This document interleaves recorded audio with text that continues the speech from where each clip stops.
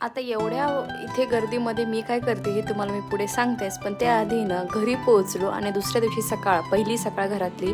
अव्यांश मस्तपैकी इथे दूध पित होता. जेव्हा गावाकडे मावशीकडे तेव्हा त्याला काहीच खायचं प्यायचं नव्हतं, पण घरी आल्यापासून म्हणतो ना घरात आपल्या घरामध्ये आपल्याला बरं वाटतं तसंच काहीचं त्याच्यासोबत झालं होतं.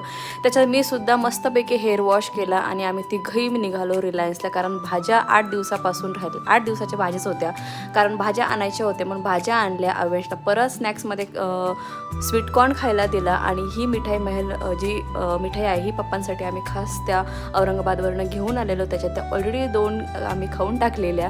त्याच्यानंतर मी परत रेडी झाली, कारण गणपती वगैरे जवळ आलेले होते. मला बरीचशी तयारी करायची होती, पण मग बाहेर निघायचं आणि पाऊस म्हटलं बरं का जोराचा पाऊस चालू होता. पण राणी त्याला घेऊन खेळत होती आणि राणीसुद्धा त्याला 8 दिवसानंतर भेटली. त्याच्यामुळे दोघांचं मस्त ट्युनिंग जमलं पळत आणि मस्त दोघंही खेळायला लागले.